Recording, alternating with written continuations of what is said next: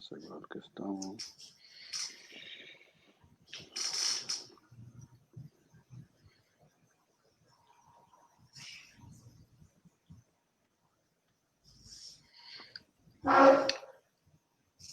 طيب. بسم الله والصلاة والسلام على رسول الله وعلى آله وأصحابه ومن تمسك بسنته إلى يوم الدين. أما بعد. Comienzo en el nombre de Allah subhanahu wa ta'ala, mando saludos, oraciones y paz sobre la finalidad de profetas y mensajeros Muhammad, que la paz y la bendición de Dios siempre sea con él. Mis queridos hermanos y hermanas, alhamdulillah, estamos en la segunda clase, alhamdulillah, del entrenamiento de Dawah, y hoy estamos con el licenciado Isa Amer Quevedo, alhamdulillah, de Bolivia. Isa nos hablará sobre la autenticidad del Corán. فليتفضل مشكورا شيخ عيسى بارك الله فيك. بسم الله الرحمن الرحيم. Todas las alabanzas son para Allah, solo a Él nos encomendamos, solo a Él pedimos la guía, solo a Él pedimos perdón, solo a Él alabamos. Aquel a quien Allah guía, nada ni nadie lo puede desviar. Y a quien Allah desvía por el mal que encierra en su corazón, nada ni nadie lo podrá guiar. Doy testimonio que no hay más Dios sino Allah, el único, sin iguales ni copartícipes, y doy testimonio de que Muhammad es siervo y mensajero de Allah, que trajo la guía y la religión verdadera, aunque renieguen de ello los que son incrédulos. Primero que nada, un saludo, assalamu alaikum, que la paz de Dios sea con todos ustedes.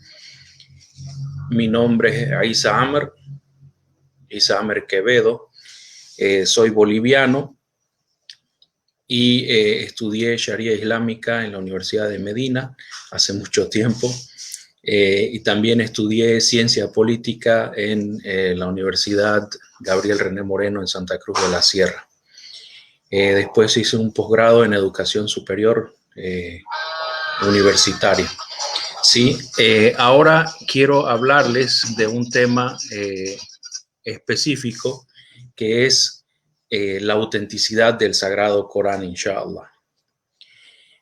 Iniciamos hablando sobre qué es el Corán. Siempre es bueno mostrar los conceptos que se están manejando antes de desarrollarlos. Entonces, cuando decimos el Corán, nos referimos a la revelación de Dios, de Allah, a Muhammad, hijo de Abdullah, en árabe, por medio del ángel Gabriel. El Corán, entonces, hermanos, el Corán es una revelación verbal, ¿sí? El profeta Muhammad, sallallahu alaihi wasallam, el profeta Muhammad lo recitaba a sus discípulos, ¿ya? Entonces, el Corán es una revelación que se transmite oralmente, de forma verbal. La palabra Corán en árabe viene del verbo qara. Qara significa leer, estudiar, pero en este contexto significa recitar. Entonces, Corán es la mejor lectura, la mejor recitación que se pueda tener, ¿ya? Bien, algunos me dirán entonces, pero si el Corán es solamente verbal o solamente una transmisión oral, recitándolo, ¿qué son estos libros que tenemos nosotros? Cuando el Corán, la recitación verbal del Corán, se registra por escrito, se registra en lo que hoy llamamos mushaf. El Corán escrito en un soporte material, ya sea papel, cuero, papiro, en fin, cualquier tipo de soporte material. Hoy en día sería un pendrive, un disco duro. El Corán en este soporte se lo denomina mushaf. La palabra mushaf significa volumen manuscrito, es un volumen de pliegos, ¿ya? Entonces, quiero que entiendan bien esa diferencia porque el Sagrado Corán, salam aleikum, el Sagrado Corán, ¿sí?, es esa recitación del profeta Muhammad sallallahu alaihi wasallam. Y cuando se pone por escrito adquiere un nuevo nombre que es un mushaf. Es un registro escrito, material, de la recitación del Sagrado Corán. ¿Ya? Bien. Entonces, eso en cuanto a la definición del Sagrado Corán. Ahora, la palabra autenticidad se entiende que es la calidad de auténtico, de veraz, de real. Y esto tiene también varias connotaciones. O sea, cuando decimos que el Corán es auténtico, principalmente nos interesa decir que dice la verdad. Pero también queremos decir de que el Corán realmente fue revelado por Dios a Muhammad y recitado por Muhammad a sus discípulos. Bien. Otro tema que deriva del concepto mismo es el tema de que el Sagrado Corán es solamente lo que está en idioma árabe, en su idioma original, ¿ya? Y no es, un momento, y no es su traducción o su interpretación, ¿ya? Entonces, cuando decimos que el Corán es auténtico, no nos referimos a la traducción de Isa García o la traducción de Melara Navío o a la traducción de Yusuf Ali en inglés. Eso no es el Corán, esas son traducciones, interpretaciones del Sagrado Corán. Y a eso lo llamaban los musulmanes, cuando se ponían a estudiar el Corán, lo llamaban tafsir el Corán o ta'wil el Corán. La palabra tafsir significa explicación y ta'wil, interpretación, ¿no? Había una pequeña diferencia entre tafsir y ta'wil. Entonces, hermanos, cuando decimos que el Corán es auténtico, nos referimos al texto original en árabe. Las traducciones pueden tener errores, las traducciones hay unas que son buenas, hay otras que son malas, hay unas traducciones que se hacen con buena intención, otras que se hacen con una muy mala intención, ¿sí? Y respecto a este tema, yo quisiera recomendarles un libro, ¿sí? A ver si se puede ver clarito aquí. El Islam en las traducciones del Corán. Ya, yo lo considero un libro muy importante, es del hermano Said Abdenur Pedraza de Colombia, ¿sí? Que Dios lo recompense, ha hecho un muy buen trabajo. En este libro se recopilan reseñas o breves resúmenes de las diferentes traducciones del Sagrado Corán. La última de ellas, en esta edición que yo tengo, la última de ellas es la del 2015, que salió después de la traducción de Isa García. ¿Ya? Entonces, el Islam en las traducciones del Corán, muy buen libro respecto a la diferencia entre el original y las traducciones, ¿ya? De Said Abdenur Pedraza, que Dios lo recompense.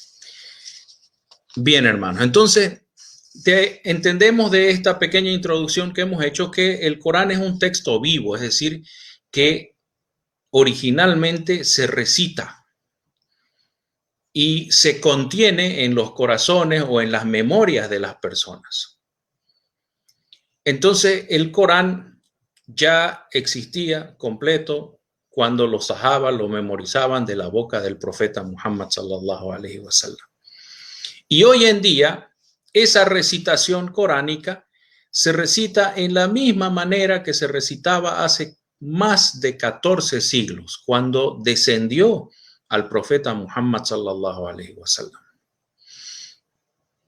Y las diferencias que puedan haber entre la recitación son diferencias a veces de pronunciación de las vocales y son diferencias que existieron en el momento mismo de la revelación. Por eso tenemos lo que se llaman las 7 lecturas o 7 recitaciones del Sagrado Corán. ¿Ya? Y esto solamente sucede con el idioma árabe. Es decir que el significado pleno y completo del Sagrado Corán solamente se puede expresar en el idioma árabe ¿sí? Y cuando se traduce hay cambio, ¿no? En inglés, si no me equivoco, hay una expresión muy común que es el lost in translation, ¿no? Muchas cosas se pierden en la traducción. Y sobre todo el Sagrado Corán, que es un texto tan profundo, es un texto tan desafiante para la mente humana, que difícilmente los traductores van a poder contener todo su significado. Especialmente eso se ha visto y últimamente ya no se traduce de a una sola persona, ahora tienen que trabajar equipos de traductores, ¿no? El Corán que llaman de Isa García, por ejemplo, en realidad es un equipo de traductores, ¿sí? Que estaba supervisado por Isa García, ¿no? Hay traductores de varios países, colombianos, de Bolivia, de México, si no me equivoco, en fin, bueno, varias personas trabajaron, ¿no? Tal vez no todos traduciendo, algunos revisando, etcétera. Bien, entonces, cuando hablamos del Corán nos referimos al texto en árabe. Ya, por favor, eso ténganlo presente, no nos vayamos a confundir, porque eso nos puede traer problemas posteriormente. Otro detalle importante, el Sagrado Corán no es un libro esotérico, no es un libro que intencionalmente se exprese en un lenguaje esotérico, ocultista. El Sagrado Corán es para todos, es popular, es para el pueblo. Es decir, que está en un lenguaje que básicamente todos nosotros, si estudiamos el idioma árabe, si preguntamos en alguna duda, lo podremos comprender. Es decir, que el musulmán no necesita de un sacerdote o un iluminado, digamos, especial que le indique a él cuáles son los significados ocultos del Sagrado Corán. Todo el conocimiento del Sagrado Corán está a disposición de toda la gente. Obviamente la gente no son iguales, unos estudian poco, otros estudian más y otros estudian mucho más. Entonces dice el Sagrado Corán que algunas aleyas solo las van a comprender los que profundizan en el estudio, los esforzados, ¿no? Ar-rasijuna fil ilm, los que tienen una profundidad en su investigación, en su conocimiento. Pero a lo que me refiero es que todo ese conocimiento está del Corán, está abierto para todos nosotros, es democrático, es decir, que es para todos. No es necesario ser de una raza específica o de una familia específica o de algún grupo o una cofradía específica, iniciática ni esotérica. El Sagrado Corán es un libro abierto. Hay que esforzarse, ¿sí? Y se va a poder comprender su significado, inshallah. Bien, empezaremos hablando sobre la autenticidad, ¿sí? Del Sagrado Corán. El Sagrado Corán,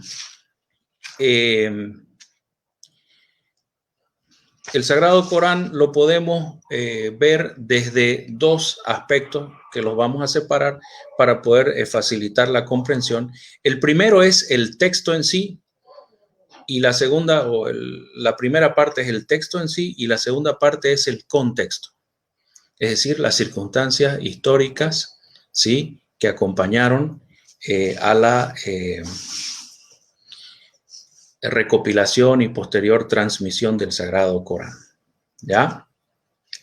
Bien, entonces les decía yo que el texto del Sagrado Corán nos dice claramente, ¿sí? Que el Sagrado Corán no ha cambiado, que el Sagrado Corán proviene de Dios, ¿sí?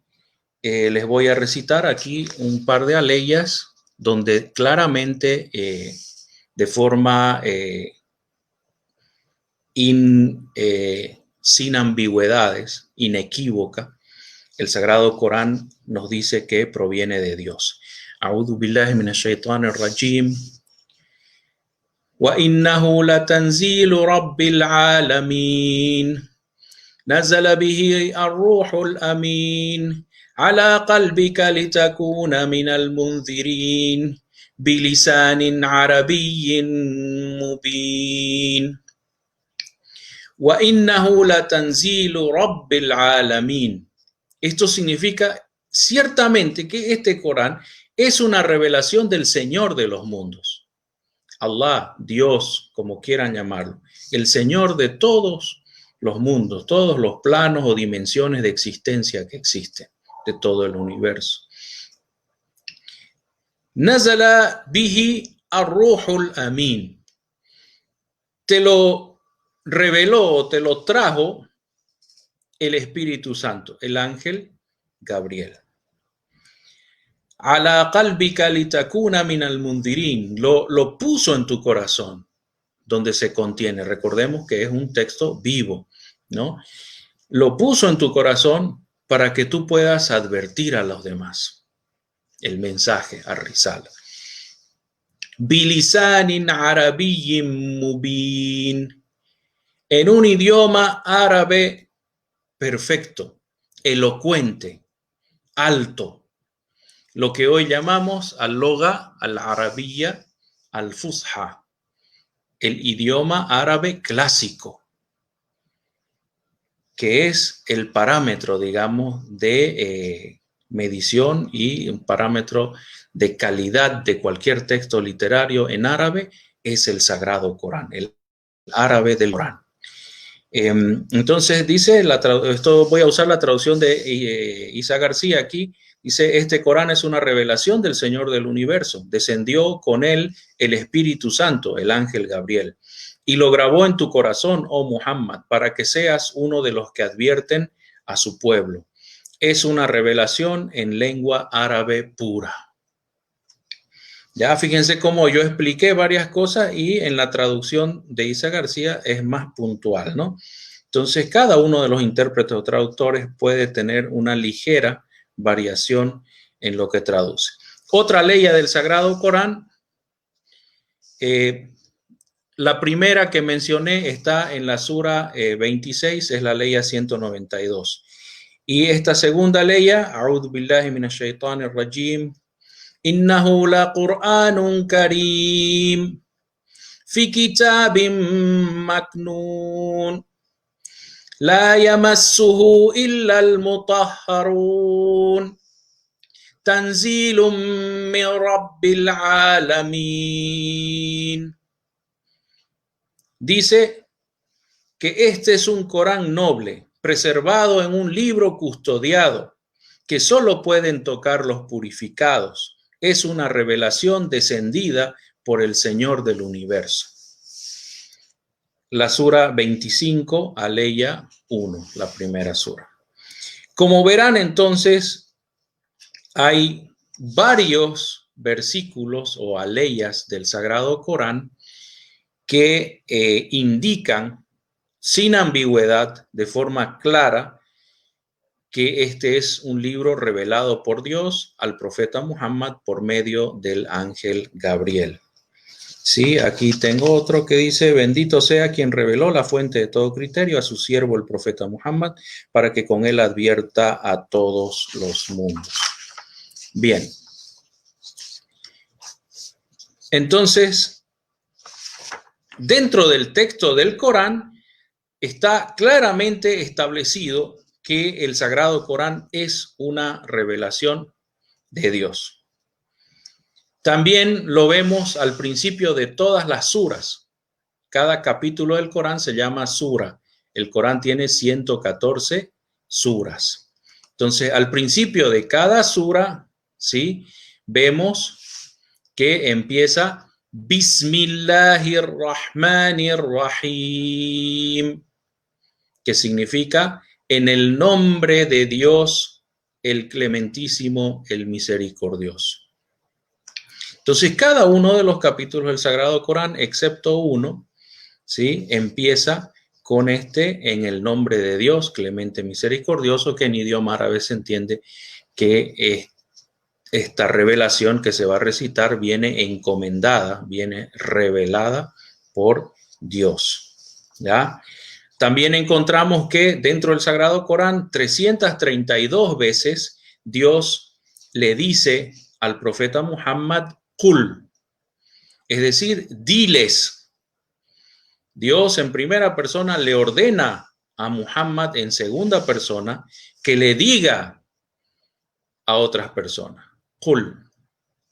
Ya, por ejemplo, dice en las últimas 3 suras del Sagrado Corán, Qul a'udhu bi rabbil falaq, en la 113. En la 114, Qul a'udhu bi rabbin nas. ¿Sí? Bien. Qul a'udhu bi rabbin nas, dice la última sura. Y en la 112, que es al-Ikhlas, dice Qul huwa Allahu ahad. Dios es uno, es único. Bien.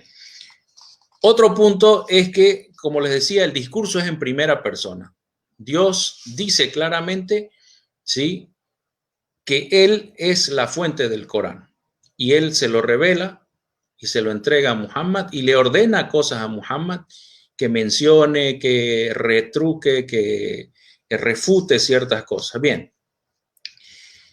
Finalmente, el mismo Sagrado Corán nos dice, ¿sí?, que hay una forma o una fórmula para comprobar la autenticidad del Sagrado Corán. Y este es el gran desafío coránico. Está en la sura de la vaca, ¿sí? Y dice en la sura de la vaca,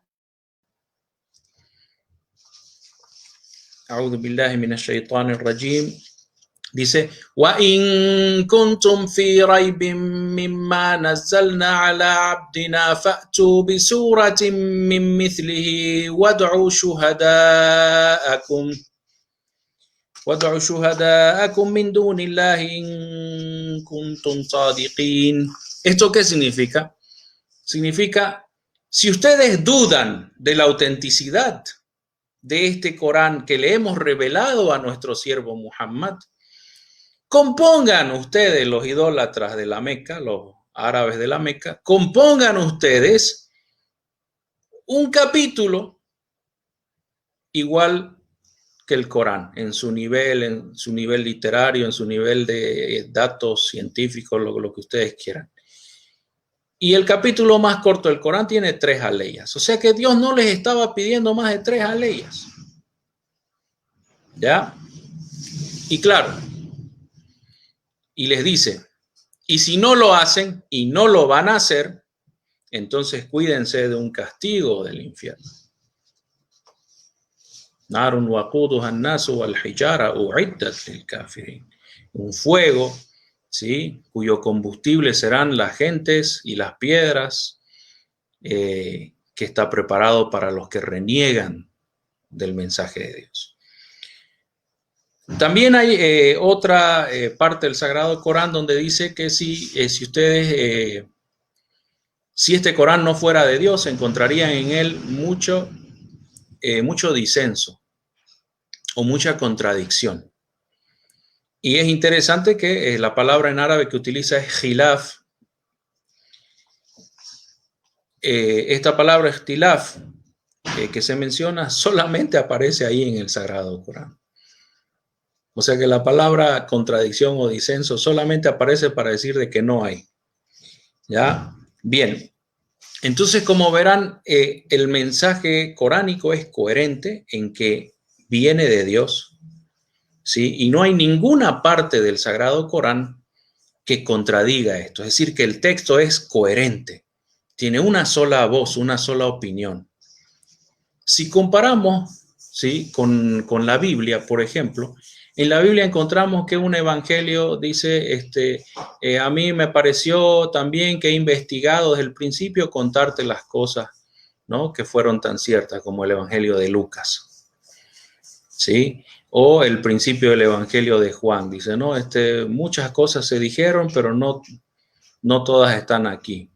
O después dice, esto es lo que dice el apóstol y nosotros confirmamos que es verdad, ¿no? Al principio del evangelio al final del evangelio de Juan. Y aquí ya nos damos cuenta de que hay partes del texto que no son de Dios o que no se atribuyen a Dios. O por ejemplo en Romanos, si no me equivoco, cuando Pablo, dice, preguntan sobre el matrimonio, Dios no dice nada, pero yo digo. Fíjense, claramente dice, Dios no dice nada, pero yo digo, dice Pablo, Saulo de Tarso. Bien, entonces el Sagrado Corán es muy distinto. El Sagrado Corán tiene una sola posición coherente. Esto viene de Dios y lo podemos notar en todos y cada uno de sus capítulos. Ahora, respecto al contexto, sí, hay varios datos respecto al contexto, pero yo quisiera empezar con marcar cómo se dio el proceso de preservación del Sagrado Corán. Dice Dios en el Sagrado Corán, Dios dice, ciertamente que nosotros te estamos revelando este recuerdo y nosotros lo vamos a preservar. Dios se compromete en el Sagrado Corán de preservarlo, que no se altere, que no se borre, que no se pierda, que no lo traduzcan y se pierda el original. Todas las cosas que le pasaron a la Biblia, Dios promete que al Corán no le va a pasar eso. ¿Ya? Lo único que no promete es que nosotros lo malinterpretemos o lo dejemos abandonado, ¿no? Eso no nos garantizó Dios. Bien, ya depende de nosotros. Entonces empezamos con lo siguiente. El Sagrado Corán, ¿sí? Inicialmente se revela al profeta Muhammad, él lo aprende de corazón, de memoria, y después va y lo recita a sus discípulos, a los sahaba. Que Dios esté complacido con todos los sahaba. ¿Ya? Entonces esa es una primera etapa, la etapa de la revelación. Sabemos que antes que eso hay, según el tafsir, hay otras etapas que cuando el Corán baja del cielo superior al cielo inferior, etcétera. No vamos a entrar en esos detalles, vamos a ver que le llega a Muhammad sallallahu alaihi wasallam y él se lo recita a sus discípulos radiyallahu anhum, que Dios esté complacido con todos ellos. Entonces, hermanos, la primera etapa es la revelación y todo es oral. Se transmitía verbalmente, ¿ya? Los árabes, en especial los árabes de la Meca, eran muy poco dados a la literatura escrita. Muy poca gente sabía leer y escribir. Uno de ellos era Omar, por ejemplo, y otro era Muawiyah. Y algunos otros de los sahaba. Por lo tanto, los árabes, tanto los beduinos del desierto como los habitantes de la ciudad, como la Meca, estaban acostumbrados a memorizar las cosas. En una segunda etapa viene el registro escrito hecho por orden del profeta Muhammad sallallahu alaihi wasallam. Y esto es muy importante, hermanos, que lo sepan. ¿Por qué? Porque, por ejemplo, en muchas iglesias evangélicas se difunde el rumor falso, la calumnia, de que la versión que nosotros tenemos, el mushaf escrito del Corán, fue recién compuesta en la época de Uthman o después de Uthman. Y eso es falso. Tratan de agarrarse de ciertos detalles de la historia para escribir una historia diferente. El primero en poner por escrito el Sagrado Corán fue el mismo profeta Muhammad cuando ordenó a los sahaba que sabían leer y escribir que lo registren por escrito. Pero había un problema. ¿Cuál era el problema? Que los sahaba no tenían mucho dinero para emprender un proyecto, o sea, conseguir cálamos, tinta y manuscritos, ya sea papiros o cueros, para escribir era caro. Entonces los sahaba, los pobres, tenían que conseguir cualquier clase de material. Algunos conseguían cueros y escribían ahí. Otros conseguían hojas de palmera, papiro. El papiro era carísimo. Recuerden que los chinos, que Dios los guía a los chinos, habían inventado el papel, pero lo tuvieron escondido casi 500 años y hasta que aparecen los musulmanes recién el mundo conoce el papel. Pero mientras tanto, en la época del profeta Muhammad sallallahu alaihi wasallam no había papel, o sea, no se conocía en árabe. Y algunos de los sahaba incluso llegaron al extremo de tomar la paleta el omóplato de los corderos, de los camellos, y escribir encima de estos huesos planos. Imagínense. Se calcula que el profeta Muhammad tenía entre 8 y 12 escribas que acompañaban, ¿sí?, la revelación y la ponían por escrito. Cuando el profeta sallallahu alaihi wasallam fallece, todos estos textos que estaban en papiro, en cueros, en tabletas de arcilla, estaban en madera, en huesos incluso, se reunieron en un cuarto, ¿sí?, si no me equivoco, en la casa de Abu Bakr, no estoy muy seguro ahora, y era mucho, porque no era una sola copia del Corán, eran varias, porque varios escribas a veces estaban al mismo tiempo escribiendo, ¿ya? Entonces el Corán sí se puso por escrito en la época del profeta Muhammad sallallahu alaihi wasallam, pero el verdadero Corán es el recitado, recuerden eso. Segundo, en un tercer periodo de la recopilación del Corán, tenemos que Abu Bakr, el califa Abu Bakr, que Dios esté complacido con él, el mejor entre los musulmanes, de los discípulos del profeta Muhammad sallallahu alaihi wasallam, entraba a ese cuarto y veía así todo como desordenado, ¿no? Huesos por aquí, cerámica por allá, y papiros y cueros, en fin, toda clase de materiales, y se sentía un poco mal, porque dentro del Sagrado Corán está el Dhabt, ¿sí? Dios dice, hemos creado los cielos y la tierra con precisión. Y entonces los musulmanes entendieron de que Dios nos estaba diciendo de que nosotros también tenemos que hacer las cosas bien. Tenemos que hacer lo mejor posible. Esa onda así tipo japonés, ¿no? De aprimorar la acción, repetirla hasta perfeccionarla casi. Entonces él veía todos esos huesos así y decía, no, nosotros no podemos tener nuestro libro sagrado, la palabra de Dios, así en esta forma.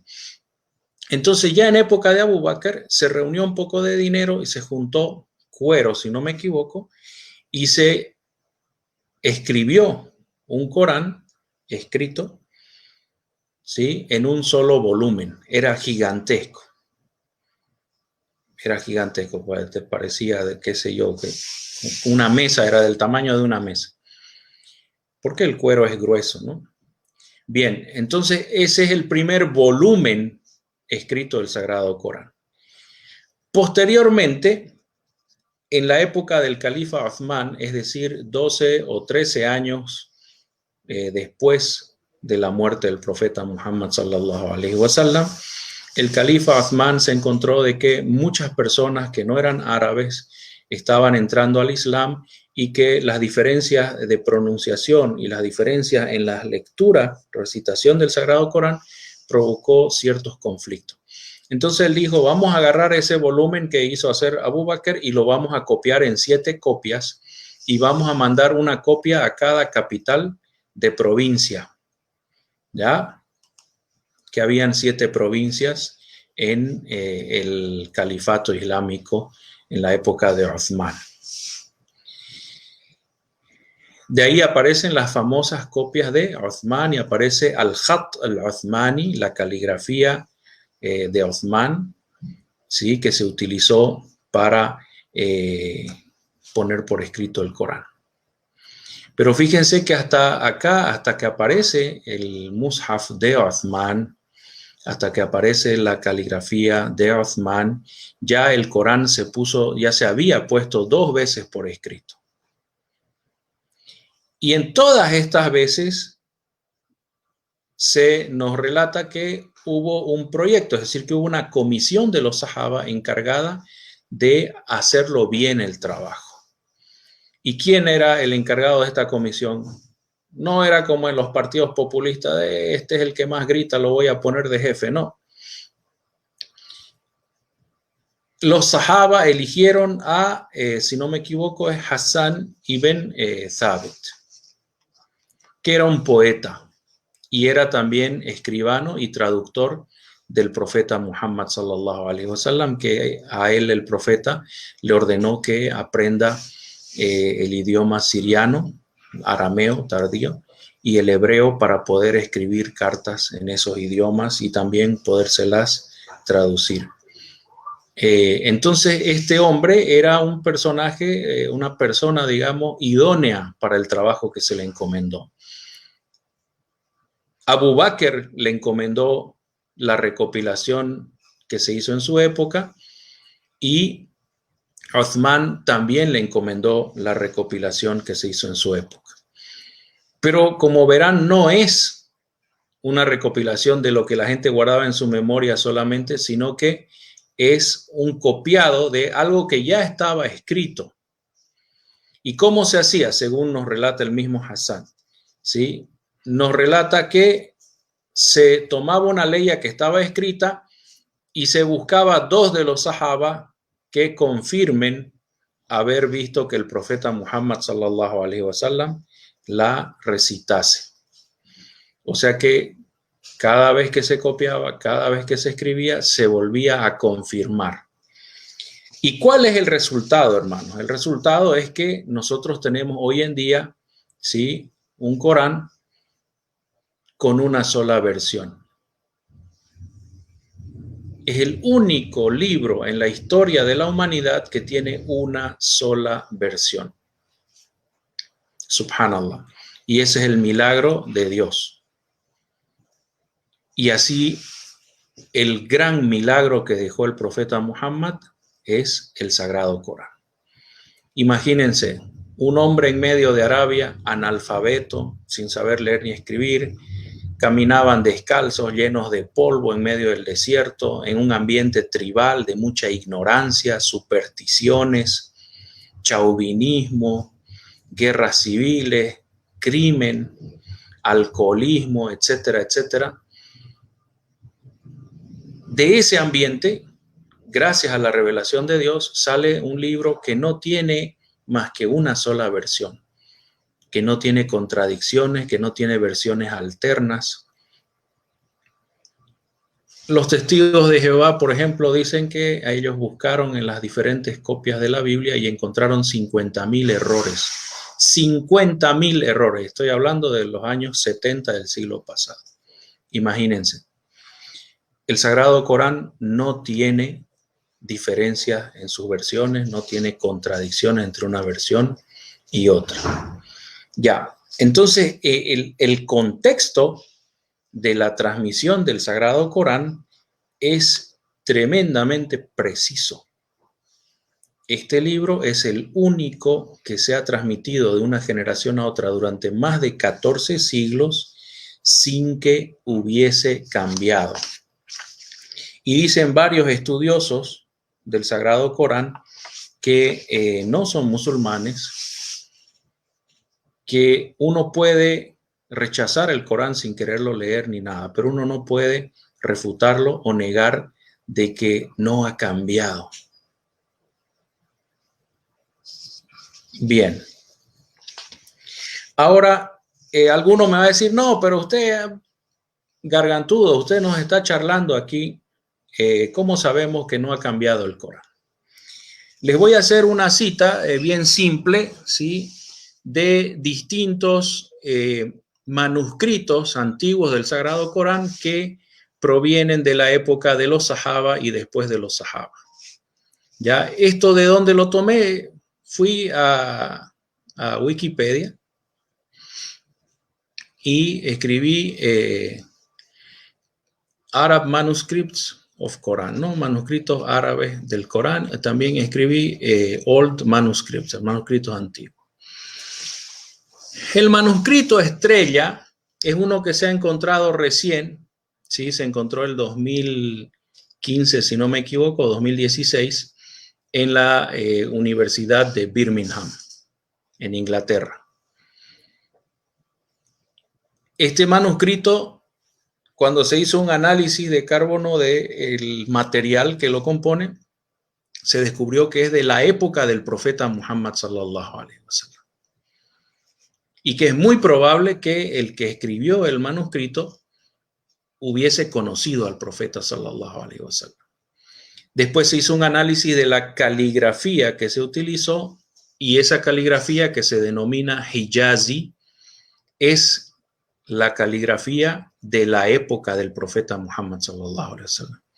Ustedes saben, se reconoce, ¿no? Las épocas. Por ejemplo, hace 200 años atrás casi todos escribían con una letra Palmer, con un tipo especial de caligrafía. 1000 años atrás se escribía con letras góticas. Y bueno, ahora ya no se escribe, ¿no? Ahora solo sabemos copy-paste. Pero bueno, entonces se ha hecho un estudio de este manuscrito y se ha encontrado que coincide que es de la época del profeta Muhammad sallallahu alaihi wasallam. Y oh sorpresa, no hay ninguna diferencia entre este Corán que tenemos nosotros en nuestras manos y el manuscrito de Birmingham, que no es un Corán completo, es un fragmento, una parte del Corán. Y la única diferencia observable que mencionan los eruditos que no son musulmanes es que antes la letra Aleph, ya sea la Aleph Maksura o la Aleph normal parada, no se solía escribir. Y eso también es una prueba de que es una caligrafía antigua. Bien, entonces, de la época de los Sahaba, tenemos varios manuscritos hasta el día de hoy que están en esta caligrafía que se llama Hijazi y que coincide con la forma que se escribía en la época del profeta, de los Sahaba y de los discípulos de los Sahaba. Primero tenemos el Codex Parisino Petropolitanus, ¿sí? Que es un Corán completo, pero que está hecho de varios fragmentos de diferentes épocas. Después está el manuscrito de Birmingham, que se lo denomina BNF árabe 328C, ¿sí? Después tenemos el fragmento de Tübingen en Alemania, o Tübingen, no sé. Después está el manuscrito de Sanaa en el Yemen, ¿sí? Y tenemos dos manuscritos más, el ADD 1125, el MSOR 2165. No se enojen conmigo, yo no le pongo nombre a los manuscritos, son codificaciones de las bibliotecas y las universidades. Todos estos manuscritos son de la época de los Sahaba y pocos años después de los Sahaba, de la época de los Omeyas, y en todos está el mismo Corán. Solo cambia la forma de escribir. Posteriormente tenemos un segundo grupo de manuscritos que se encuentran en la caligrafía cúfica, ¿sí? Y estos son los que generalmente se atribuyen a ser los de la época de Uthman, aunque no siempre es así. Tenemos el famoso de Blue Quran, el Corán azul, que está en Topkapi, está en el Blue Quran está en Egipto, si no me equivoco. Después sí, se escribió en Egipto o en Túnez, no se sabe con certeza, que es de unos 100 años o 100 y tantos años después del profeta Muhammad. Después está el manuscrito de Topkapi, ¿sí? Que es del siglo VIII. Está el Corán cúfico de Samarcanda en Asia Central, ¿sí? Y está el manuscrito en Gotthelf Bergenstraber, no sé alemán, ¿sí? En el archivo de Gotthelf. Y finalmente tenemos un manuscrito que está en una tercera caligrafía que se llama Ma'el, inclinada, que está en Arabia Saudí. Todos estos manuscritos provienen del siglo VII, de la época del profeta Muhammad sallallahu alaihi wasallam, del siglo VIII y algunos del siglo IX. Fíjense que pongámosle 300 años, no son 300 años, pero pongámosle que son los primeros 300 años. En ese tiempo, el evangelio, por ejemplo, no se había puesto por escrito. No existía un evangelio completo. Y todas las copias que encontramos del Sagrado Corán de esa época, que casi todas están completas, en especial las de caligrafía cúfica, son iguales. No se ha encontrado contradicciones. ¿Ya? Entonces, estos son hechos. Estos son hechos. Comparemos, no sé si algunos de ustedes han oído hablar de Bart Ehrman, que es un estudioso bíblico que no me acuerdo ahorita cómo se llama, trabaja en la Universidad de Whitechapel, creo, Whitechapel, en Carolina, por ahí, esa zona de evangélico. Y él era evangélico, un estudioso bíblico que se hizo ateo. Y él dice, hasta 150 años después de Jesucristo, la paz sea con él, no hay nada escrito del evangelio. Y el famoso manuscrito, no sé qué, más antiguo, mostró él una fotocopia, es un triángulo así donde hay 12 palabras. Dice, debería dar vergüenza citar un manuscrito así, pero bueno. Bien, entonces tenemos que el contexto del Sagrado Corán nos muestra de que se ha mantenido el Corán completo y sin cambios desde la época del profeta Muhammad sallallahu alaihi wasallam hasta el día de hoy. Bien, ahora el Sagrado Corán nos dice claramente, ¿sí?, que estos cambios o alteraciones no podían suceder y tampoco podían atribuirse o aceptarse de parte del profeta Muhammad sallallahu alaihi wasallam. Lo cual nos lleva al siguiente paso. Nosotros vemos muchos autores, ¿sí?, cristianos, ateos, de todos colores, algunos judíos, que así con una falsa seguridad, así dice, el Corán lo inventó Muhammad, Muhammad es el autor del Corán. Yo he ido a muchas librerías y dice, el Corán, autor Muhammad, ahí para vender traducciones. Y otros dicen, Muhammad lo copió el Corán. Entonces, nosotros nos respaldamos en los hechos, que es la existencia de los manuscritos y la existencia de una sola versión del Corán. Esos son hechos irrefutables, hechos positivos. Pero bueno, vamos a seguirle la corriente a esta gente, como dice Chespirito, le vamos a seguir la corriente. Y le vamos a decir, supongamos que ustedes tienen razón. Explíquennos cómo sucedió esto que ustedes dicen. Explíquenos cómo pasamos de un Corán falsificado, engañado, digamos, por Muhammad o robado de otras personas, al Corán que tenemos ahora. Hay un libro que también yo lo recomiendo mucho, ¿sí?, respecto a esto, que se llama El origen del Corán. Van a disculpar, mi computadora es del siglo XX, o sea que tiene más de 20 años. Su cámara, agradezcan que todavía da en colores y no es en blanco y negro. El origen del Corán, ¿sí? Un estudio crítico de las teorías sobre la autoría del Corán, ¿sí? Obra de Hamza Mustafa Njozi, traducido por Anas Amer. Lo tradujimos aquí en el Centro Islámico. Pero bueno, esta edición que tengo es de IPH, Islamic International Publishing House. Entonces este libro es muy bueno, pequeñito así, menos de 100 hojas, es muy bueno, ¿sí?, sobre las diferentes teorías respecto a la autoría del Corán. Entonces lo que hace Hamza Mustafa, el hermano, que Dios lo recompense, es clasificar. Dice, el Corán dice que es revelación de Dios y esa es la primera opinión y es lo que sustenta el texto y el contexto del Corán. Pero algunas personas dicen que no están de acuerdo. Bien, entonces digámosles qué es lo que ustedes proponen. Y ahí todos esos detractores, opositores a la autenticidad del mensaje coránico, dicen unos que Muhammad lo inventó. Entonces los ponemos en un grupo, los que le dan la autoría a Muhammad. Y otros dicen no, que Muhammad es imposible, ¿sí?, que haya inventado o escrito el Corán. Entonces hay otro grupo de gente que dice que Muhammad lo copió, lo robó, lo plagió, ¿sí? Bien, entonces vamos con el primer grupo. Vamos a tratar de hacer un análisis rápido. Me avisan si el tiempo empieza a apretar, ¿ya? Primero, entonces, la teoría de que Muhammad es el autor del Corán no tiene ninguna evidencia a su favor. Excepto una cosa, los musulmanes tenemos que ser justos.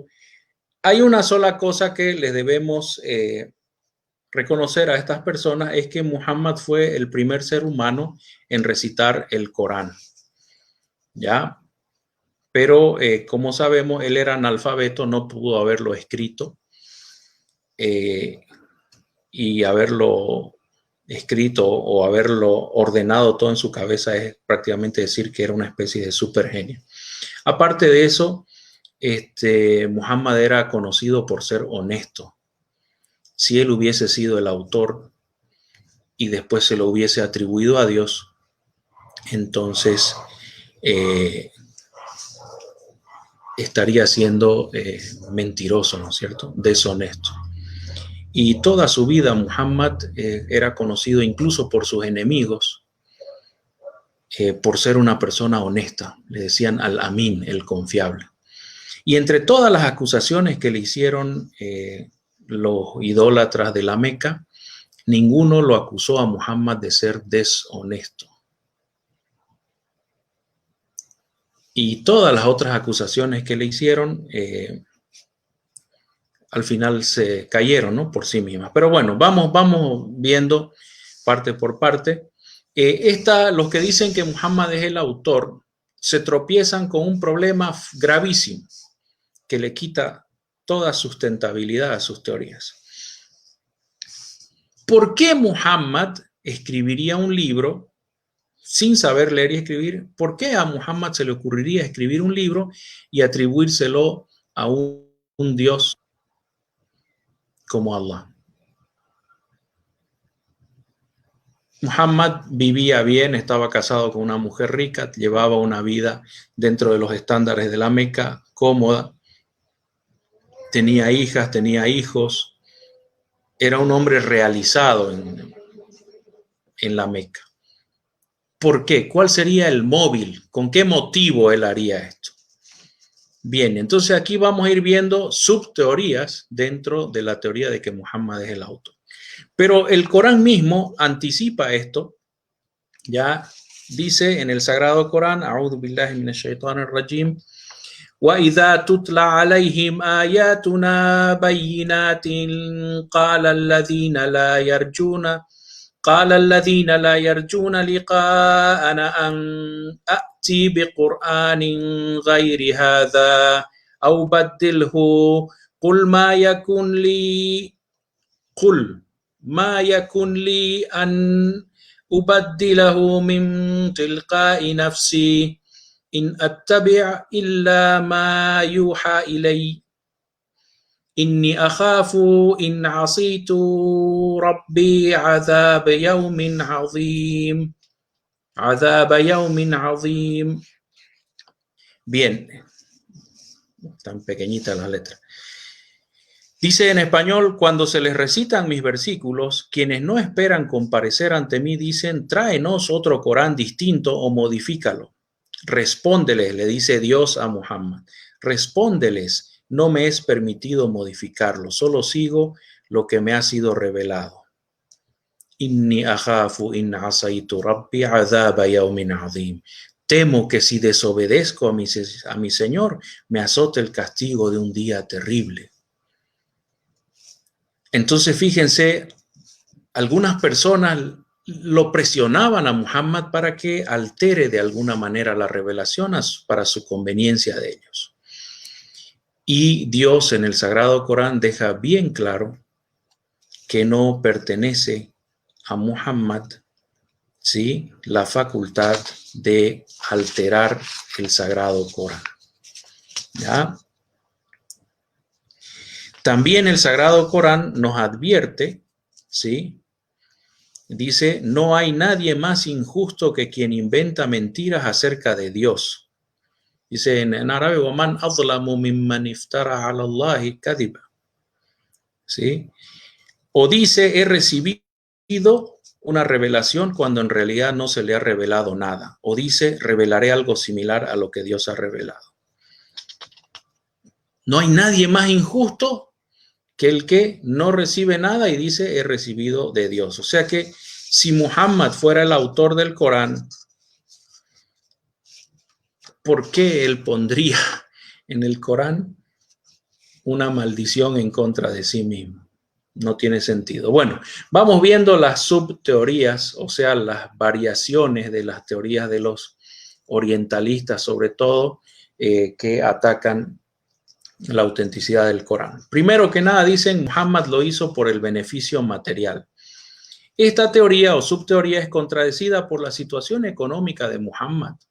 Gracias a Dios, el profeta Muhammad es el profeta que mejor se conoce de entre todos los que hubo con título de profeta.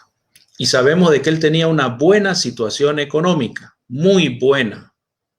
No tenía necesidad de meterse en todo este lío. Y después de recitar el Corán y empezar a predicar el Islam, la situación económica del profeta bajó porque empezó a tener problemas. Y cuando fue a Medina, el profeta Muhammad sallallahu alaihi wasallam vivía en la pobreza. El profeta Muhammad sallallahu alaihi wasallam era más pobre que un bebé. Imagínense, dice Aisha, radiallahu anha, la esposa querida del profeta Muhammad sallallahu alaihi wasallam, mientras estuvimos en Medina en vida del profeta Muhammad, yo nunca había podido comer dátiles hasta llenarme. Aisha nunca había podido comer hasta llenarse mientras fue esposa del profeta Muhammad sallallahu alaihi wasallam, hasta que en el año 7 o en el año 8 vino la conquista de Khaybar. Nunca había podido comer hasta llenarse.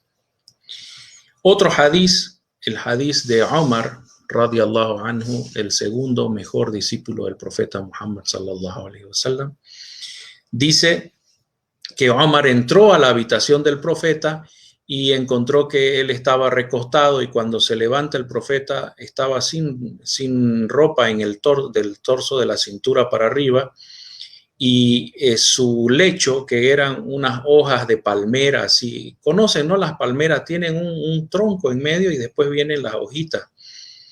Eso lo habían cortado en pedazos y lo habían metido dentro de un cuero. Ese era su colchón, esa era su cama del profeta Muhammad sallallahu alaihi wasallam.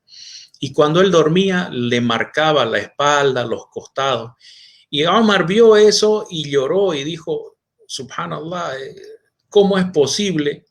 ¿Sí? ¿Cómo es posible que los cristianos, los judíos, tienen sus reyes y adoran a sus reyes, el emperador de Bizancio, el emperador de los persas, el Shah?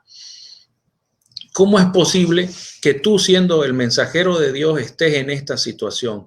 Y dice, miré el cuarto del profeta Muhammad sallallahu alaihi wasallam y había una ropa colgada así de un clavo, que los clavos eran de madera, ni siquiera de fierro. Así colgada, y no había nada más, había un poco de cebada así en un rincón, no tenía nada el profeta Muhammad sallallahu alaihi wasallam. Entonces imagínense, hermanos, es absurdo decir que el profeta Muhammad inventó el Corán, porque es imposible que él lo haya hecho, humanamente es imposible, ¿sí? Y aparte de eso, no hay evidencia de que él se hubiese enriquecido. Y él constantemente evitaba enriquecerse. Cuando se le regalaba algo, él lo repartía entre la gente pobre. Cuando muere el profeta Muhammad sallallahu alaihi wasallam, su escudo estaba empeñado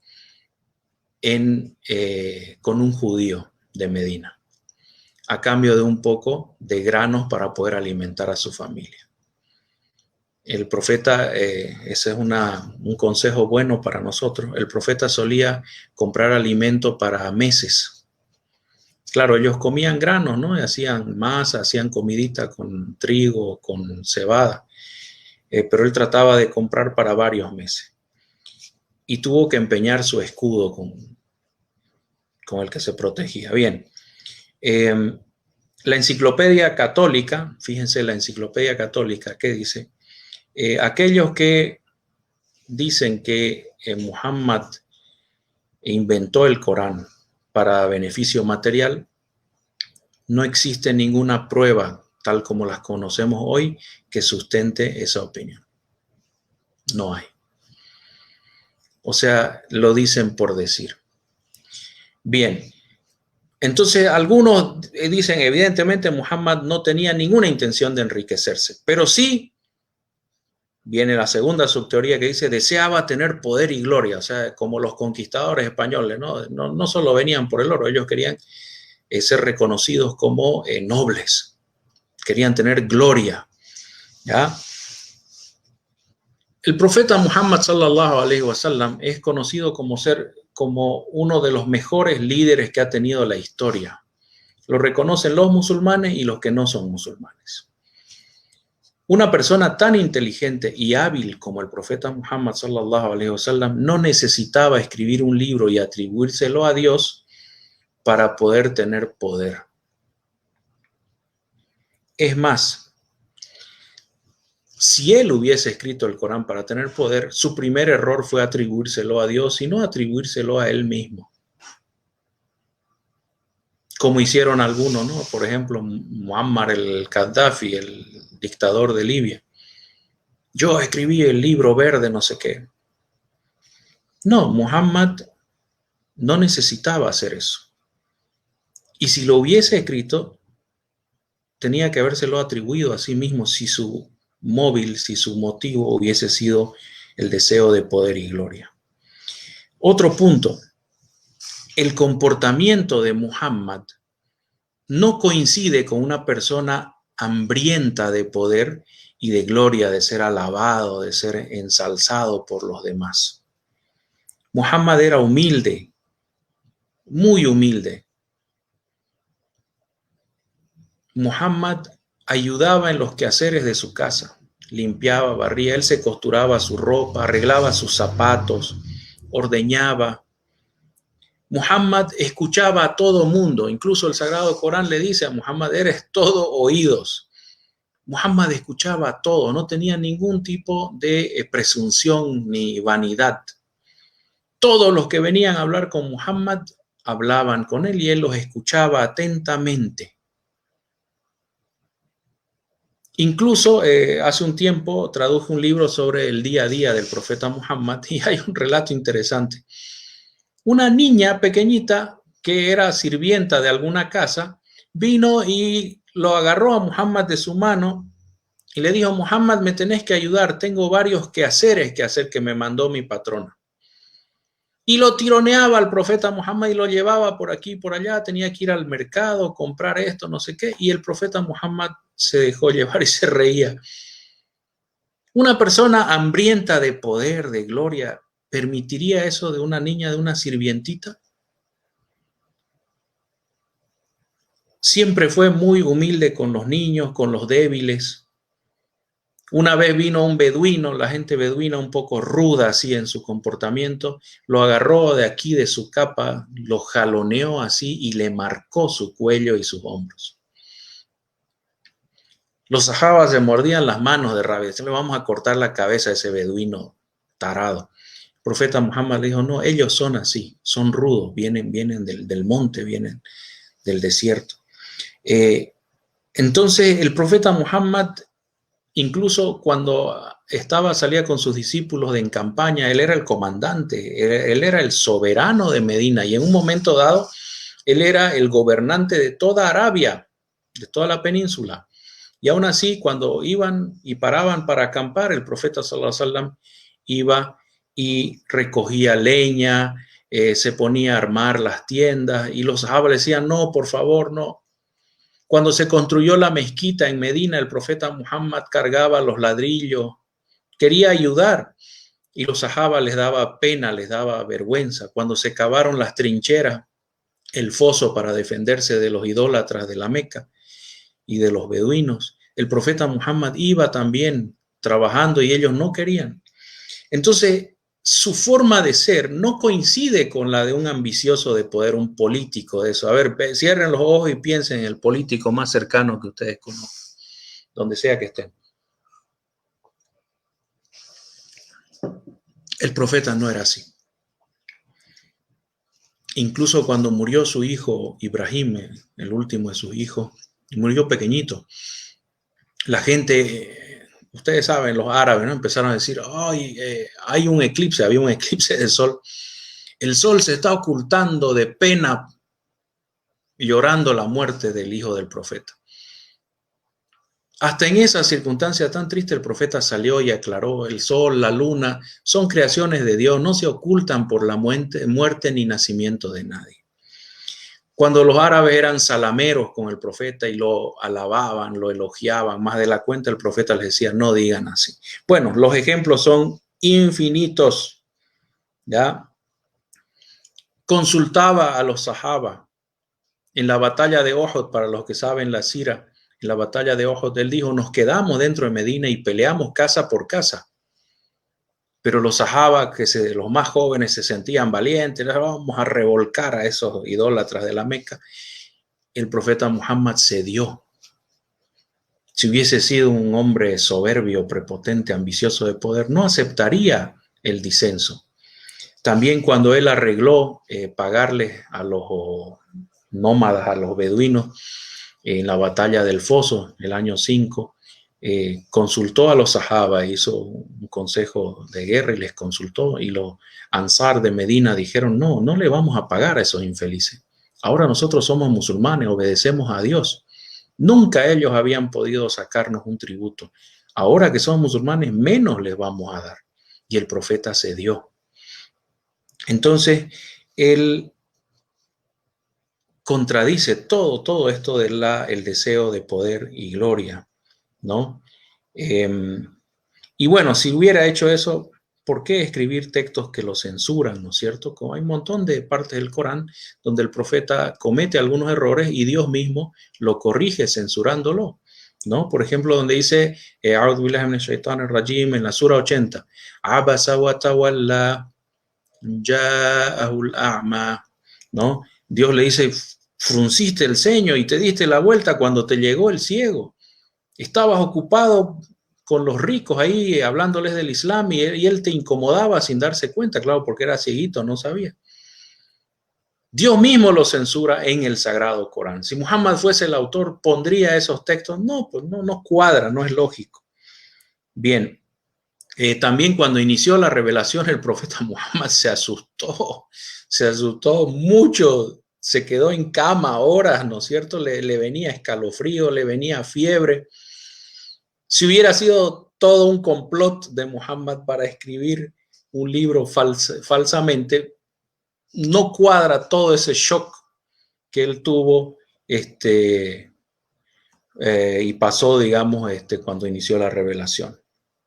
Bien, finalmente, ¿sí? Ustedes saben que en la Meca al profeta Muhammad se le ofreció poder y gloria. Fueron los dignatarios de Quraysh y le dijeron: si es poder, si es gloria lo que quieres, te nombraremos rey de todos los árabes. Si es dinero lo que quieres, te vamos a hacer el árabe más rico. Si es casarte con una mujer rica, lo que tú quieres, o hermosa, te vamos a ofrecer nuestras hijas más lindas. Y el profeta Muhammad dijo: aunque me pongan el sol en la derecha y la luna en la izquierda, no voy a abandonar la misión que Dios me encomendó. Como verán ustedes, hermanos, no cuadra el deseo de poder y gloria. Hay una tercera subteoría que dice que Muhammad deseaba unir y liberar a los árabes de la mala vida que llevaban. Es decir, que Muhammad escribiría el Corán para generar un movimiento nacionalista, ¿sí? Árabe, para poder levantar a la nación árabe. Primero que nada, no existe ningún texto en el Sagrado Corán que apunte en esa dirección. Incluso la palabra árabe creo que se menciona 2 o 3 veces solamente y hace referencia al idioma árabe, que este Corán ha sido revelado en un idioma árabe. El resto del Sagrado Corán lo que hace es contradecir a esta subteoría. Cuando Dios dice en el Sagrado Corán que a'udhu billahi minash shaitanir rajim, khalaqnakum shu'uban wa qaba'il lita'arafu inna akramakum 'inda Allahi atqakum. Los hemos creado en diferentes tribus y naciones para que se reconozcan uno al otro. Los más nobles, los más dignos ante Dios son los que más le temen, los que más practican y obedecen a Dios. si yo estuviera queriendo hacer un movimiento nacionalista extremista, no pondría ese texto, ¿no es cierto? No cuadra. No cuadra. Además, el Sagrado Corán menciona, por ejemplo, que la Virgen María es la mejor entre todas las mujeres, o que Dios dio muchos, agració con muchas bondades al pueblo de Israel. Si estuviera creando un nacionalismo árabe, esos textos no tienen ningún sentido. ¿Ya? Aparte de que no hay ningún texto donde diga usted de los árabes. En el Sagrado Corán nunca se habla a los árabes por nombre árabe. El Sagrado Corán dice ya ayyuhan nas, o ustedes los humanos. ¿Sí? Después habla de los creyentes, al mu'minun. En ningún momento se refiere a los árabes, no dice ya ayyuhal arab. Si ustedes miran el Antiguo Testamento, ahí claramente se nota el Antiguo Testamento. Es un libro para exaltar la gloria de Israel y la super ultra awesomeness, como dicen en Kung Fu Panda, la grandiosidad del pueblo de Israel. El Sagrado Corán es al contrario, es totalmente distinto. No tiene sustento esa teoría, ¿sí? Además, el Sagrado Corán establece un concepto ideológico de nación. La umma islámica es ideológica. Todos los que compartimos la fe del Islam y compartimos el compromiso de vivir de acuerdo a esta fe, somos hermanos en la umma. Y el profeta Muhammad sallallahu alaihi wasallam dijo que no hay diferencia entre árabes y no árabes. No hay diferencia entre rojos y amarillos, ni blancos, ni negros. No cuadra con un discurso nacionalista como los conocemos lamentablemente. Además, ser rey le convenía a Muhammad más que escribir un libro que va en otra dirección. Y esto aquí nos muestra, hermanos, que el musulmán no puede ser nacionalista. Sí, amar a su patria, amar a su tierra, amar sus costumbres, eso está muy bien, es natural, es instintivo. Pero el nacionalismo como ideología política es rechazado por el Islam. Incluso el profeta Muhammad sallallahu alaihi wasallam, cuando veía expresiones de chauvinismo o tribalismo o nacionalismo, el profeta Muhammad decía: "Darul asabiyya fa innaha wallahi natina". Dice, abandonen las lealtades tribales, abandonen el nacionalismo porque, wallahi, juro por Dios que apesta. El nacionalismo apesta en el Sagrado Corán y en la sunna del profeta Muhammad sallallahu alaihi wasallam. Bien, entonces, descartada esa teoría, después está la teoría de la reforma moral, ¿sí? Que el profeta Muhammad en realidad quería reformar las costumbres de la gente de la Meca, había mucha corrupción. Y bueno, la primera pregunta es, ¿cómo va a hacer una reforma moral empezando engañando a la gente, diciéndole que recibió un libro revelado de Dios y eso es mentira? O sea, no se inicia una reforma moral con mentira, ¿ya? El mismo Sagrado Corán dice que mentir acerca de Dios es un pecado gravísimo, ¿no es cierto? También el Sagrado Corán dice que las personas son libres de preguntar lo que quieran, que se les va a ir respondiendo durante la revelación del Sagrado Corán, ¿sí? Y bueno, eso obviamente no coincide, no es conveniente para alguien que escribe un libro con un objetivo. Es como que yo vaya a una conferencia de prensa, soy un presidente, y le digo a los periodistas, pregúntenme de lo que quieran.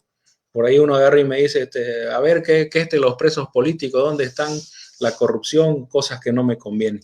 El Corán dice así, pregunten lo que quieran y mientras se revela el Sagrado Corán se les va a responder. ¿Ya? Dice, oh creyentes, no ahonden en asuntos que si fueran revelados en forma de ley les causarían dificultad en la práctica de la religión. Pero si los indagan cuando hayan sido revelados en el Corán, les serán explicados. Pregunten lo que quieran. Incluso uno agarró y preguntó, ¿quién es mi padre? Uno de los sahaba. Bien, entonces la reforma moral no cuadra por ahí, hace aguas también esa subteoría. El Sagrado Corán censura al profeta Muhammad, es una distracción, no va con el objetivo de reforma moral, ¿sí? El Sagrado Corán no solo habla de reforma moral, también habla de ciencia, habla de historia, habla de leyes, ¿no es cierto? Entonces, también no tiene sustento esta subteoría. Cuando se dieron cuenta de que acusar a Muhammad de haber engañado a miles de personas, sabiendo que él era apodado Al-Amin, el honesto, y que era honesto, sabiendo eso, algunos enemigos del Islam dicen que Muhammad escribió el Corán. Escuchen esto porque se va poniendo cada vez más, tú y yo estamos locos. Dicen que Muhammad escribe el Corán inconscientemente, como si fuera un rockero de esos, como, qué sé yo, Pink Floyd, no sé, Bon Jovi, que les preguntan, ¿y cómo escribieron tal disco? No me acuerdo, pues estaba drogado, estaba borracho.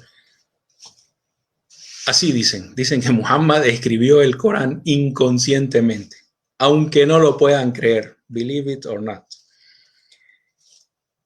Esta teoría de la fabricación inconsciente tiene tres variaciones. Una dice que el profeta Muhammad era epiléptico. Toman los hadices que muestran cómo venía la revelación y no sé por qué se les ocurrió, pero buscando los síntomas de la epilepsia en libros de medicina, existen 4 formas de epilepsia y ninguna de las 4 coincide con los hadices que relatan cómo venía la revelación. Además, el que lea el Sagrado Corán se va a dar cuenta que no son los balbuceos de un epiléptico. Punto. Después otros dicen que Muhammad tenía una ilusión religiosa, o sea, estaba medio oído, digamos, ¿no? Y que en su subconsciente él creó el Corán para satisfacer esta ilusión religiosa. Bueno, si fuera así, ¿cómo explicaríamos entonces que el Corán cite eventos históricos puntuales? Por ejemplo, la historia de los de la caverna, la historia del Hidr, la historia de Dulqarnain. Por ejemplo, en el caso de la caverna, el Sagrado Corán dice, estuvieron 300 años más 9 años. Y claro, en el calendario solar estuvieron 300 años y en el calendario Hijri 309 años. Es interesante. Después, en el Sagrado Corán se menciona el caso de Aad, por ejemplo, de Thamud, que parecían ser leyendas así de pueblos antiguos, pero hoy se ha descubierto. El caso de Aad, por ejemplo, la National Geographic en 1978, el siglo pasado, cita que en las excavaciones que hizo la Universidad de Roma en Siria, en Ebla, una población al noroeste de Siria, Dios quiera que todavía esté, no sabemos, pobre sirio. En Ebla se descubrió en una biblioteca quemada que la gente de Ebla había tenido contactos con una civilización en el sur de Arabia llamada Ad. Y los de la National Geographic, sin ser musulmanes, ellos dicen, el único libro que nos había mencionado sobre estos Ad es el Sagrado Corán. ¿Ustedes creen que un tipo así, medio Pink Floyd, medio drogado o ido, ¿sí?, soñador de ilusiones, tuviese esa precisión de citar civilizaciones perdidas en el tiempo, pero que resultan ser verdaderas? El Sagrado Corán hace profecías bien puntuales. Por ejemplo, al inicio de la Sura 30, la Sura de los romanos, ¿sí?, dice que los romanos fueron derrotados, pero saldrán victoriosos en Bid'at Sinin. En un tiempo entre 3 y 8 años, los romanos derrotarán a los persas en la tierra más cercana y baja. Y evidentemente, en 9 años, si no me equivoco, los romanos bizantinos, derrotan a los persas en cerca del Mar Muerto y bueno, en otras batallas. ¿Cómo podía, con unas visiones, ilusiones así, o algún tipo de sustancias alucinógenas, poder llegar a esa precisión el profeta Muhammad sallallahu alaihi wasallam? O la sura de Abu Lahab. La sura de Abu Lahab la 109, 110, si no me equivoco, dice claramente que Abu Lahab iba a morir sin ser musulmán y que iba a estar maldito, ¿no? Que Dios lo maldecía. Imagínense, el profeta al escribir eso, si hubiera escrito eso, le estaba sirviendo en bandeja de plata a Abu Lahab la posibilidad de mostrar que el Corán era falso, porque Abu Lahab dice, bueno, si el Corán dice que yo no me voy a hacer musulmán, entonces yo simulo hacerme musulmán para fregarlo a Muhammad. Y no lo hizo Abu Lahab porque la profecía del Corán se cumple. Bien, hay un poco más, pero yo creo que el tiempo ya no nos está apoyando. Queda otro grupo de teorías que acusan a Muhammad de haber robado el texto del Corán de fuentes judías y cristianas. Nuevamente nos encontramos con el problema de qué significa que Muhammad fue deshonesto, mintió y que falsificó el Corán. También vemos que Muhammad era analfabeto y cómo podía un analfabeto poder robar textos escritos, ¿sí? Y irlos revelando durante 23 años por pedacito, ¿no? Porque la revelación del Corán fue en 23 años. Después encontramos, ¿sí?, que el profeta Muhammad no se encontró con cristianos el tiempo suficiente como para que le enseñen el cristianismo y él poder escribir un libro sobre el cristianismo. En la Meca se sabe que había un bizantino y el Sagrado Corán dice claramente, ¿no?, que esa persona en la sura de la abeja, en la ley 16, ¿sí? أعوذ بالله من الشيطان الرجيم ولقد نعلم أنهم يقولون إنما يعلمه بشر لسان الذي يلحدون إليه أعجمي وهذا لسان عربي مبين. Dice Dios en el Sagrado Corán, ellos te acusan de que tú recibes información de un bizantino, un herrero, imagínense, no sabemos si sabía leer y escribir el herrero. Pero ese bizantino hablaba griego, no hablaba árabe. ¿Cómo va a salir un libro en un árabe perfecto, sí, que se lo hubiese robado a un bizantino que no sabía hablar árabe? Ya, entonces el mismo Sagrado Corán se anticipa y refuta con un argumento lógico y con un argumento histórico, refuta que Muhammad hubiese podido aprender todo el Corán de ese herrero bizantino en unas 3 o 4 visitas a su taller. Ya, lo mismo, el profeta Muhammad viajó 2 o 3 veces. En uno de sus viajes fue a la zona de Arabia, a la zona de Siria, que estaba bajo poder del Imperio Bizantino, pero era un niño pequeño de menos de 12 años. ¿Qué tanto iba a aprender él?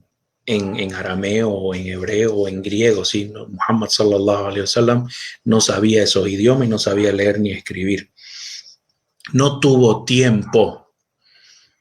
Acusarlo de haber robado todo el texto del Corán de judíos o cristianos, no tuvo tiempo. Y bueno, después en Medina había judíos, pero Muhammad ya llevaba 13 años recitando el Corán cuando se topó con los judíos de Medina, ¿no?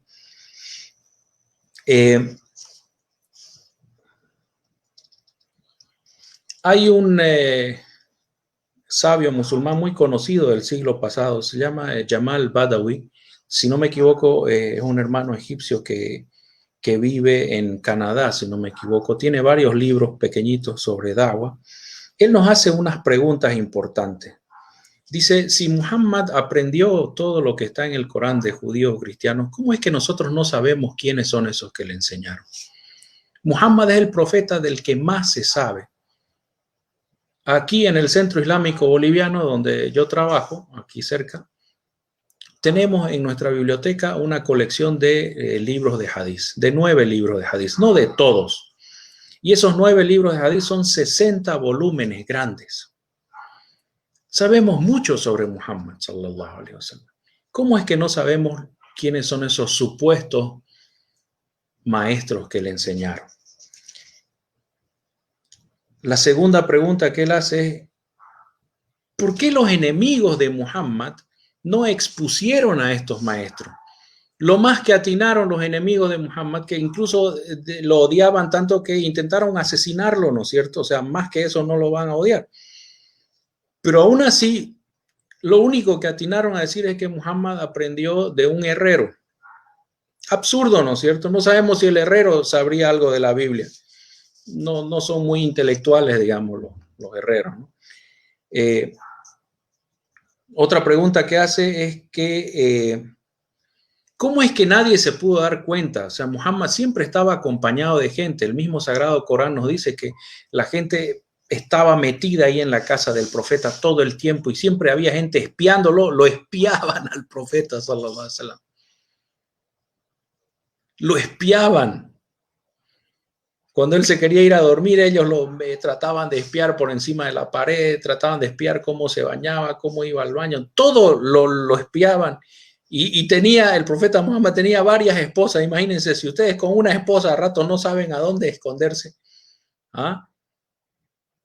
Aunque sea se van a la tienda a comprar un chicle con tal de estar solos un rato para respirar. El profeta sallallahu alaihi wasallam tenía 9 esposas. El total no es 9, pero en cierto momento estaba con 9 esposas. ¿En qué momento humanamente le hubiese podido escabullirse, desaparecer para ir a aprender de estos maestros judíos y cristianos supuestos? Después, ¿cómo es que ninguno de estos supuestos maestros lo denunció a Muhammad?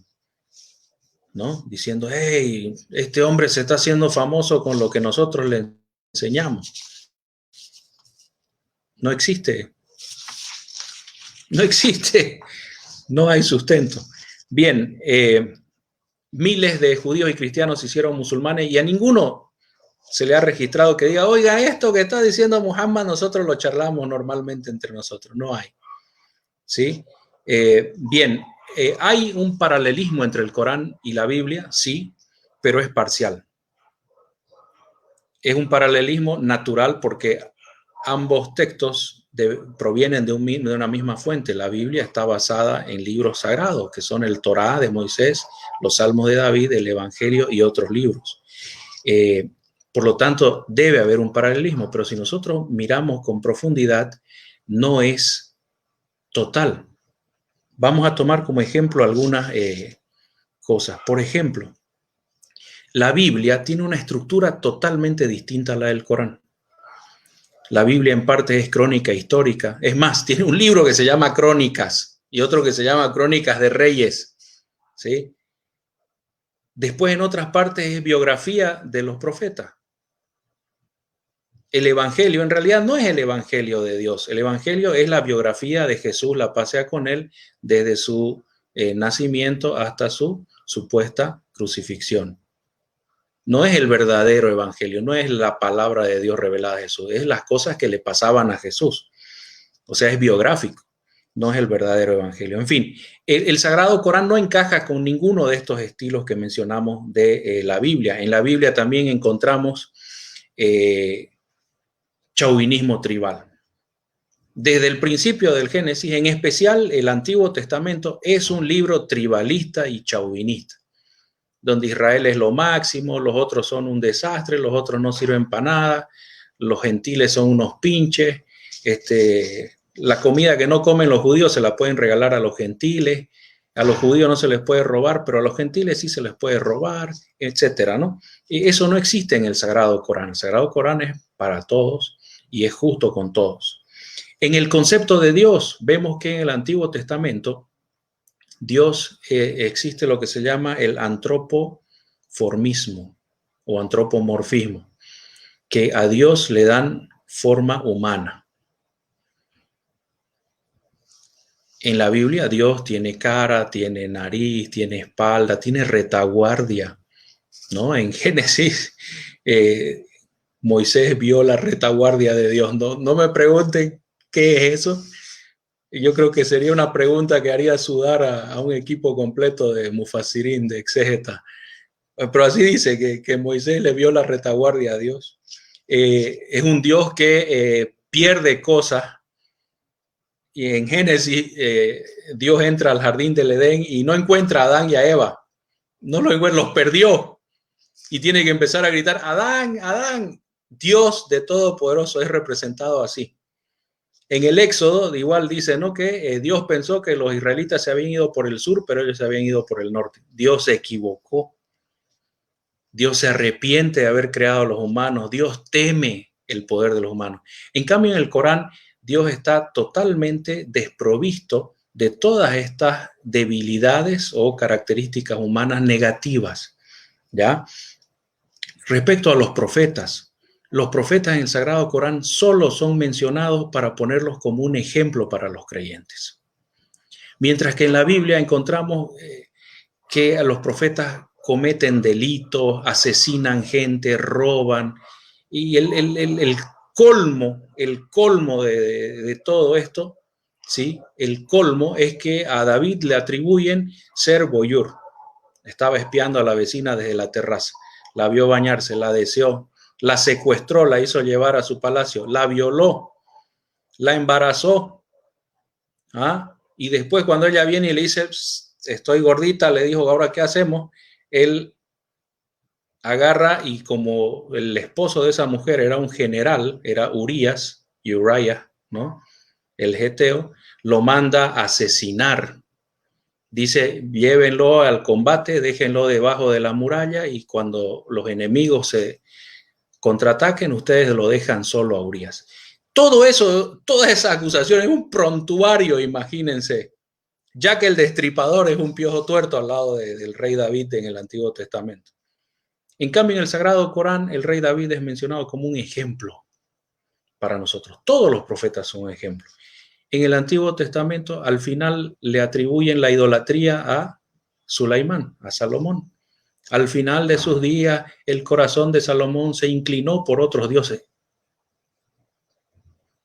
Entonces, no se puede copiar un libro de otro sin arrastrar esas cosas, ¿no es cierto? Entonces, el paralelismo que puede haber en que el Corán menciona a Salomón y la Biblia también, el Corán menciona a David y la Biblia también, es limitado, es hasta cierto punto. En realidad, si nosotros analizamos con profundidad, nos damos cuenta que el Corán corrige a la Biblia. Y eso es lo que dice Dios cuando pone en boca de Jesús de que Él va a venir a confirmarles lo que los judíos ya tenían. O sea, Jesús viene a confirmar la religión de los judíos y a anunciarles un profeta nuevo que se llama Ahmad. Entonces, tanto el Evangelio de Jesús, la paz sea con él, como el Sagrado Corán del profeta Muhammad eran libros que venían a corregir lo que los judíos habían cambiado de su religión. Y hasta ahí llega el paralelismo. Bueno, entonces hay serias diferencias. Adán y Eva, por ejemplo. Sí, en el Corán hay Adán y Eva también, pero primero que nada, en la Biblia se dice que el árbol era el árbol del conocimiento y en el Corán no, es un árbol, cualquier árbol, porque Dios puede decir no coman de esto y listo. Sea kiwi, sea banana, sea frutilla, no importa. Él es creador de todo y Él es dueño de todo, dueño de Adán y de Eva también. En la Biblia es el árbol del conocimiento. Sospechosamente es una leyenda sumeria, ¿no? Esa del árbol del conocimiento, muy extraño. También se culpa a la mujer, se dice que Satán tentó a Eva, ¿no es cierto? En el Sagrado Corán no, los dos se equivocaron. Fíjense cómo es justo el Corán. Entonces sí, están hablando de la misma historia de Adán y Eva, pero el Corán corrige los errores de la Biblia, ¿ya? En la Biblia no se menciona que Adán y Eva se hubiesen arrepentido. En el Corán, en la misma página donde se empieza a hablar la historia, se dice que Adán pidió perdón a Dios y Dios lo perdonó,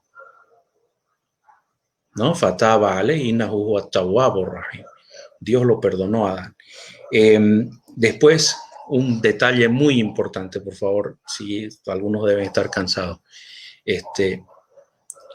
En el Corán, Dios nos creó para vivir en la tierra. En Surat al-Baqarah dice, Inni ja'ilun fil ardi khalifa. Yo voy a poner en la tierra a alguien que me represente. Y no había Adán todavía. O sea que Dios ya tenía un plan que incluía la estadía en el jardín, no sabemos dónde, y después la presencia en la tierra y nosotros tenemos una misión que cumplir aquí en la tierra. Nosotros fuimos creados para hacer algo importante aquí en la tierra. En la Biblia, en el Génesis, ¿qué nos dicen? Que Dios creó a Adán perfecto para que viva en el jardín y que el pecado original de Adán y de Eva provocó como castigo que tengan que venir a la tierra y ser castigados en la tierra. Y la mujer será castigada con el dolor y el hombre será castigado con el trabajo. ¿Qué clase de autor es ese que dice que trabajar es un castigo? Pero bueno, entonces se dan cuenta que sí, se mencionan las mismas historias, pero el enfoque coránico es distinto al enfoque del Antiguo Testamento o del Nuevo Testamento. Y eso es corregir. El Corán viene a corregir, ¿sí?, a la Biblia. Bien, quedó el tema de los datos científicos y como estaba previsto no lo vamos a tocar en detalle, solo que el Corán confirma, o la ciencia confirma muchas cosas que dice el Corán, pero no podemos confiar también en la ciencia porque cada día se descubre algo nuevo y caen las teorías y caen las hipótesis y no nos podemos apoyar en algo que está cambiando todo el tiempo. ¿Ya? Gracias por su paciencia, hermanos, y espero me disculpen si me extendí más de la cuenta. Alhamdulillah, barakallahu fik, Sheikh Isa, mashallah, muy excelente, mashallah, muy beneficioso. No sé si la gente tiene preguntas. Si tienen una pregunta, la pueden poner rápidamente aquí en el chat, inshallah ta'ala. O si no, también están escuchando la charla después, porque por el horario, pueden todavía mandar también las preguntas por medio de Porque Islam en Messenger, y también se la mandaremos a Sheikh Isa, inshallah ta'ala, para que él la conteste, inshallah ta'ala. La hermana Nadia dice que se necesita una segunda parte, inshallah. Si Dios quiere, inshallah ta'ala, me hace recuerdo de las películas, ¿no? Con sus continuaciones. Alhamdulillah. Pues no veo ninguna pregunta, inshallah ta'ala, Sheikh Isa. Alhamdulillah, hay unos comentarios solamente, alhamdulillah, confirmando ya lo que nos has dicho, alhamdulillah, la presentación muy excelente, inshallah ta'ala, muy beneficiosa, y espero que la gente pueda beneficiar, inshallah ta'ala. Vamos a dejarlo ahí, inshallah ta'ala. Entonces, si todavía quieren mandar preguntas, pueden mandarlas, inshallah ta'ala, y se la presentamos a Sheikh Isa Amar Quevedo para que la conteste. Y si tienen preguntas, si hay no musulmanes que están presentes con nosotros y tienen preguntas sobre Islam, se pueden comunicar con nosotros, inshallah ta'ala, por medio de 1877-Y-Islam, y ese número trabaja 24/7. Tenemos gente que te recogen el teléfono, hablan el español, alhamdulillah, te pueden contestar cualquier pregunta que tengan, inshallah ta'ala. También pueden visitar nuestra página de web, porqueislam.org, y si necesitan un Corán gratis, la traducción, te la mandaremos, inshallah ta'ala, o cualquier información sobre el Islam, inshallah ta'ala, que necesiten. Pueden ir a la página y pedir por lo que quiera, y te lo mandaremos, inshallah ta'ala. Y también tenemos la página por Facebook, Porque Islam. Sheikh Isa, jazakallahu khair, inshallah ta'ala, y espero que esto sea no la última vez, pero inshallah ta'ala que sea una relación entre nosotros que podemos, inshallah ta'ala, hacer muchas más. Inshallah, gracias. Más, inshallah ta'ala. Gracias por su paciencia, y hermanos, si no lo leemos el Corán, no nos vamos a beneficiar de nada de lo que hemos dicho. ¿Sí? El Corán vino para que todos nosotros lo leamos. El Corán es la palabra de Dios y la explicación es la sunna. No sirve de nada que le estemos farseando a los cristianos que nuestro libro es bueno, que nuestro libro no tiene contradicciones, si nosotros mismos no lo leemos. Ya, inshallah, que no termine este año hasta que ustedes completen unas 2 leídas del Corán. Sí, yo creo que en la cuarentena han tenido tiempo y ya. Entonces, mi consejo y mi apelo, ¿sí? Lean el Corán. Lean el Corán desde el principio hasta el final varias veces, todo el tiempo cuando puedan. ¿Ya? Jazakumullahu khair, saludos para todos por allá. No sé de qué países, veo que hay unos que son de Puerto Rico, de Estados Unidos, bueno, salami lakum jamian. Que la paz de Dios sea con todos ustedes. Tenemos de todos los países con nosotros, alhamdulillah, barakallahu fik. Inshallah ta'ala. Sheikh Isa, aguántate, inshallah ta'ala, un momentito, inshallah ta'ala, jazakumullahu khairan a todos por atender y asistir, alhamdulillah. Y también, si quieren el certificado para este curso, ya pueden ir, me pueden mandar los paráfraos en el correo electrónico mío, imamlebron, @yslam.org, inshallah ta'ala. Me pueden empezar a mandarlos desde ahora porque los necesitamos para cada clase, inshallah ta'ala, y inshallah ta'ala te damos el certificado por el curso por completo, inshallah ta'ala. Jazakumullahu khairan. Wassalam.